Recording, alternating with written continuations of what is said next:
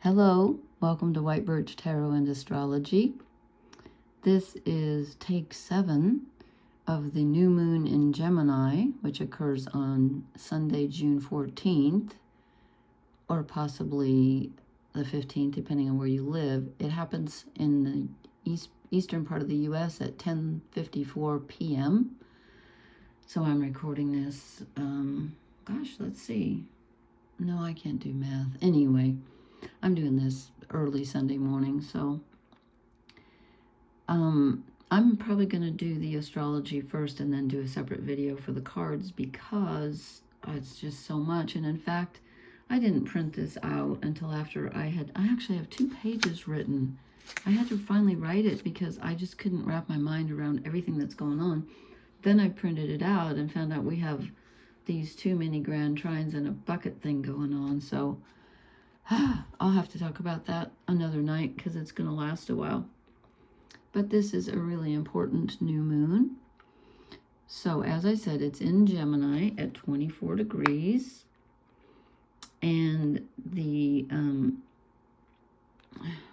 moon here, and the sun, well, no, just the moon. The moon is in mutual reception with Mercury, which means Mercury is in the sign ruled by the moon, Cancer, and the moon is in the sign, one of the signs ruled by Mercury, Gemini. So, I'm probably just going to have to read this because I seriously recorded this 6 times last night and I kept getting, it's just too much. This is insane. This is a really strong new moon for several reasons, because of the mutual reception and also because it's a super moon, which means in the orbit it's closer to the Earth. So it's really important. So what this means is it's a connection between our emotional understanding, which is of course the moon, our emotions, and our ideas, our intellect, Gemini.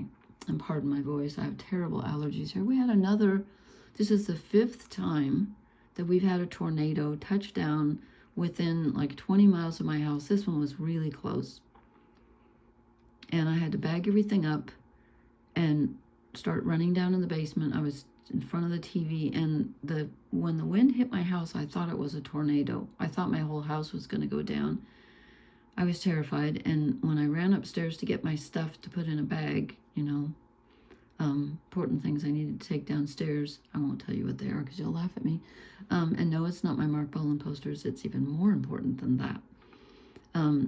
I was going up the stairs and there was a spider. Let's see. I'm going to do with my fingers. I shouldn't say the word. I usually spell it. I don't know if you can see that.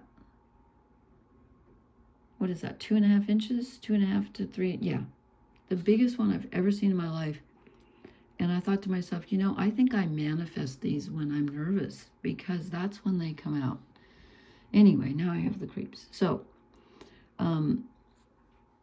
this is a really powerful new moon. So it's inquisitive, thoughtful, open to new ideas. It likes to gather information because this is all about Gemini. And especially information about why we feel the way we do, because it's the moon, so it's feelings. So in Gemini, a new moon is more about questions than about answers. It's less a time for finding answers than it is for gathering information about which questions we should really be asking. And that's not necessarily from the Gemini energy, it's from the moon. It's from a lot of things going on. I'll just keep going here. It's about choices because Gemini is a dual sign in the tarot. It's the lovers, so it's about choices. It's about why are we searching for the answers that we're searching for, which then, if we think about that, could lead us back to what is the question behind the answer that I'm searching for. I'm probably being just as confusing as the new moon. But we want to ask the most important questions. It's not because, Gemini sometimes likes to pick up little bits of trivia and enjoys knowing things. And there's nothing wrong with that. But when the moon is here, it's like, okay, I want the really important stuff. And there's another aspect that I will talk about. I don't want to get off track because, seriously, last night I think I recorded this 6 times and kept going off track. And a new moon in Gemini can also spark interesting conversations and communications with others. We can get interesting information. We can share our emotional truth at this time. And it's also a time when we might be deciding which relationships resonate with us on an emotional level and which don't. That's important too. And it's also a time when our perceptions about things can actually change our reality. The new moon in Gemini is very powerful. How we look at things is really important at this time, both from an intellectual level and an emotional level. It's a time to try to integrate our thoughts with our emotions and not prioritize one over the other. And if you'll notice here, here's deceiving here. It's opposite, not exactly, but it's opposite. The new moon is opposite Black Moon Lilith in Sagittarius, which is the sign opposite Gemini. So when that happens, this puts an emphasis on questions like what's our ultimate truth, truth with a capital T, sort of, what will lead to our freedom, because Sagittarius loves freedom. In what ways have we been rejecting certain parts of ourselves, especially when it comes to our feminine energy, because Black Moon Lilith is the rejected and shamed parts of us, parts that have been shamed by society or family or religion or whatever. And when she's in Sagittarius, it's about, it's about truth with a capital T, sort of. And she's the feminine energy, and that doesn't mean female. It means the intuitive side of ourselves. So it doesn't matter what gender you identify with. It's about, the emotional, intuitive side rather than the active side. So right now, this energy is saying, I need to be part of the conversation. Literally part of the conversation and part of the emotions here. So she says, I wrote, Black Moon Lilith reminds us that we need more than information right now. We must consider what is the truth for us, for only that will lead to the freedom upon which she insists. And she reminds us of what has been rejected that will lead us to our truth, and we can only have true freedom if we express our truth. The new moon is also sextile Chiron. Where's Chiron? Where'd he go? Where's Aries? Why am I mixed up? Oh, it's down here. There's Chiron, right on the border there. Chiron is at the last degree of Aries. And actually, I thought when this, as I'm doing this, or maybe it was last night, but very recently, I thought Venus was at 29 degrees. She was when I started doing this. She's moving very quickly because they were both at the end degrees. She was at the end degree of Cancer, and Chiron is at the end degree of Aries. And those are called the anaretic degrees. So apparently during the new moon, she's actually at 1 degree Leo. So I did not realize that. But they're still squaring each other, which is an uncomfortable aspect. I will talk about that in a minute. I can't get off track here because I have too dang much. Okay. So the new moon is sextile Chiron, the wounded healer. That's a positive aspect of 60 degrees. So this means that we ponder what we've been healing, especially as it relates to our own identity, ever since Chiron has been moving through Aries, which began, believe it or not, on February 19th of 2019, which when I wrote that date down, I just about freaked because that was such an important date for me. I just could not believe it. Anyway, that's a long time. So Aries is all about our identity, who we are on a very basic and true level. So with the new moon sextiling Chiron, it means we check in on how we've been emotionally integrating the wounded parts of ourselves that have been triggered while Chiron has been making this journey through Aries. And Chiron moves into Taurus on about April 14th, which is, very close to the... No, it isn't. Sorry, never mind. I'm thinking of something else. April 14th of 2027. So we still have, it's going to be here for a while. Where am I? Here's Aries. It's going to be here for a while. I feel like it's hiding down here in the crack, so to speak. Anyway, when I printed this out, I truly did not... I should have printed this out first. From now on, I will, because I wrote all this stuff and then I didn't even see I knew we had this mini grand trine with the outer planets, Pluto, Neptune, and Uranus, because it's been there for a while, but I did not notice we had another one with Neptune, Uranus, and Venus. So I will have to talk about that another night, because, and this weird thing going on, I think it's called a bucket, but again, I'm not a professional astrologer, so I'm going to have to do some research about that, but we've got Venus opposite Pluto here. Not quite. We still have 4 degrees to go, so I will talk about that a different day. But things are wonky because Mercury just entered its shadow period.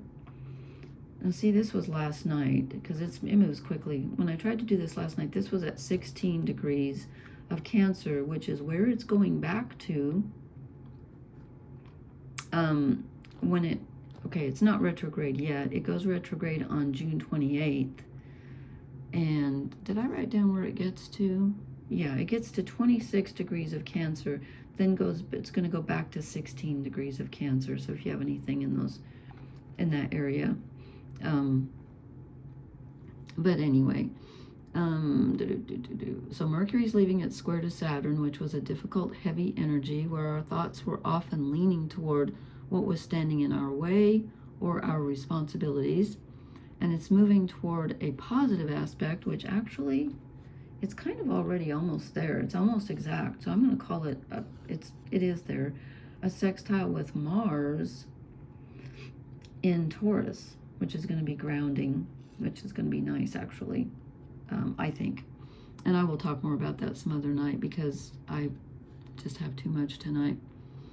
And that's going to, as I said, it's kind of starting now, and it's going to last through the rest of June. And I think it gets the closest on, I wrote that down somewhere. Where did I have so much written down here. On the 24th of June is when Mars and Mercury make the closest aspect. But again, it's kind of all from now till the end of June, pretty much. Okay, and the other really important planet here is Venus, because as of last night anyway, she was exactly squaring Chiron in Aries. Looks like she's moved into Leo now. But so Chiron, the wounded healer, has been moving through Aries, helping us discover and work with the places in ourselves where we've been wounded that have to do with our identity. So who we are, what we desire. And with Venus and Chiron squaring here at the end degrees, or they were as of last night, in Cancer and Aries, we're dealing with how we value ourselves, how we've been healing those parts of our self-identity that were wounded, what we value in others, what we value in our relationships, and even how we relate to others. This has a lot to do with our self-worth, as I said, and this is a good time to look at how we've been nurtured, how we would like to be nurtured, how we nurture others, etc. And I also think it can illuminate why we're attracted to certain people or certain energies, because of the Aries connection with desire. And it's really a good time to practice self-love. And let's see, now Venus, apparently, because I printed this out for 10 o'clock. Let's see, that's tomorrow morning. So what time is it here? So like 20 hours from now. Well, it depends on where you are in the world. So perhaps, never mind that. I'm spatially challenged, space and time challenged, which is, I think, is called reality. Yeah. So Venus, as of 10:34 p.m. Sunday in the U.S. anyway, will be in the early degrees of Leo. And so now what that means is we get to embody some of the healing about our self-identity that we've been doing with Chiron and Aries, because Venus in Leo is more dramatic. She wants to be seen, she wants to be loved, she wants to be appreciated, and you know, she can be a little bit of a drama queen, but that's okay. Passion is good, I think. So she gets to, and all of us, we get to show our light, we get to be more creative and feel okay about our desire to be noticed and admired. But when she's in the beginning degrees here, it's kind of like a practice. And when she gets to 5, she's at 1. And again, this is for the 14th later in the day. When she gets to 5 degrees, she's going to be opposite Pluto, so I will talk about that at another time along with the Mars-Mercury thing, because, again, I just felt like there was too much. And so I would say, you know, the overarching, let's see, I have one more thing to say about Venus as she's changing signs into Leo. I just wanted to say that relationships can move from feeling vulnerable, sentimental, and very emotional to being a little more dramatic and outwardly expressing. And if there are conversations or actions that you've wanted to have or make with people you're in relationship with, they might be more doable at this time. Okay. Yeah. So, there's a lot going on astrologically, and you know, as you can tell from this, probably if you can see these, we have so many of the outer planets at the beginnings of, well, she's not an outer, she's an inner, but she's an innie, haha. We have Pluto, we have Neptune, we have Uranus. They're all at the beginning degrees of new signs, so that's pretty important. And I just want to say one thing about this. You know, this energy, it really does kind of mess with your mind because of the emotional aspect. And also Gemini is, like I said, it's a dual energy. But I just want to give an example. I thought this was funny. It's just, and because Mercury has entered its